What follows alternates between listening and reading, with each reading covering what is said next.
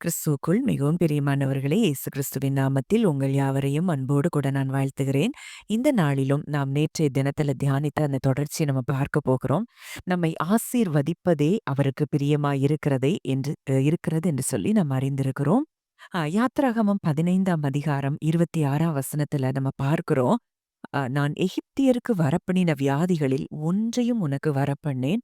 நானே உன் பரிகாரியாகிய கர்த்தர். ஒருவேளை இது பழைய உடன்படிக்கையில ஆண்டவர் சொல்றாரு, நீ என் சத்தத்தை கேட்டு என் பார்வைக்கு செம்மையானதை செய்து என் கட்டளைகளுக்கு செவி கொடுத்து நியமங்கள் யாவையும் கைக்கொண்டால் அப்படின்னு சொல்லி ஒரு கட்டளையோடு கூட இந்த வார்த்தை சொல்லப்பட்டிருக்கிறத பார்க்கிறோம். அப்போ இன்றைக்கு நமக்கு அவர் சுகம் கொடுக்கிற தேவனாய் இருக்கிறார் என்பதை நாம் அறிந்து கொள்ள வேண்டும்.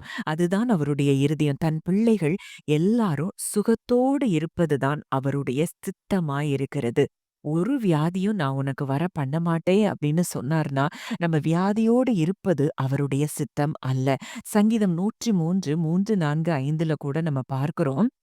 அவர் நம்முடைய அக்கிரமங்கள் எல்லாவற்றையும் மன்னித்து, நம்முடைய நோய்கள் எல்லாவற்றையும் அவர் குணமாக்கி, நம்முடைய பிராணனை அழிவுக்கு விலக்கி மீட்டு, கிருபையினாலும் இரக்கங்களினாலும் முடிசூட்டி, நன்மையினால் நம் வாயை திருப்தியாக்குகிறாராம். கழுகுக்கு சமானமாய் திரும்ப நம்முடைய வயது வால வயது போல் ஆகிறது என்று சொல்லி அந்த வார்த்தை சொல்லுகிறத பார்க்கிறோம். அப்போ இந்த இடத்துல கூட நம்ம பார்க்கும்போது, அங்கே பழைய உடன்படிக்கையின் கீழ இருந்த தாவீது தான். ஆனா, அந்த புது உடன்படிக்கையின் வெளிச்சத்தை அவர் எழுதியிருக்கிறத பார்க்கிறோம். அப்போ இன்றைக்கு இயேசு சிலுவைக்கு சென்றதின் நிமித்தம் நம்முடைய அக்கிரமங்கள் எல்லாம் மன்னிக்கப்பட்டிருக்கிறது. எபிரேயர் 8ல நீங்க வாசித்து பார்த்தீங்கன்னா, அதை குறித்து தான் அங்கே புது உடன்படிக்கையை குறித்து அங்கே சொல்லப்பட்டிருக்கிறத நம்ம பார்க்கிறோம். அவர் நம்முடைய அக்கிரமங்கள் எல்லாவற்றையும் மன்னித்து நம்முடைய எல்லா நோய்களையும் அவர் குணமாக்கி, நம்முடைய பிராணனை அழிவுக்கு விலக்கி மீட்டெடுக்கிற தேவனாய் அவர் இருக்கிறார். நம்மை கிருபையினாலும், இரக்கங்களினாலும் முடிசூட்டுகிற தேவனாய் இருக்கிறார். அப்போ இன்றைக்கு நாம் நன்றாய் அறிந்து கொள்ள வேண்டிய விஷயம், நமக்கு சுகத்தை கொடுத்து அவர் நம்மை ஆசீர்வதிக்க விரும்புகிறார். நம்முடைய வாயை நன்மையினால் திருப்தியாக்குகிறாராம். ஒருவேளை இன்னைக்கு நீங்க யாரெல்லாம் பலவீனப்பட்டு இருக்கிறீங்களோ, என் வாழ்க்கையில சுகம் என்று உண்டா? தேவன் அதை எனக்கு தருவாரான்னு சொல்லி நீங்க சந்தேகத்தோடு நீங்க பார்க்க வேண்டிய தேவையில்ல. ஏன்னா நம்ம சுகமாய் இருப்பதுதான் அவருடைய சித்தமாய் இருக்கிறது. கழுகுக்கு சமானமாய் உங்களுடைய ஒவ்வொருவருடைய வயதும் அது வாலிப வயதில இருந்த பலனை பெற்றுக் கொள்கிறது என்பதை நீங்கள் அறிந்து கொள்ள வேண்டும். 1 பேதுரு 2:24ல நம்ம பார்க்கிறோம். நம்ம பாவங்களுக்கு செத்து நீதிக்கு பிழைத்திருக்கும்படி அவர் தாமே தமது சரீரத்திலே நம்முடைய பாவங்களை சிலுவையின் மேல் சுமந்தார். சங்கீதம் 103ல பார்த்தபடி நம்முடைய அக்கிரமங்கள் மன்னிக்கப்பட்டா நம்முடைய நோய்கள் சுகமாகுமா?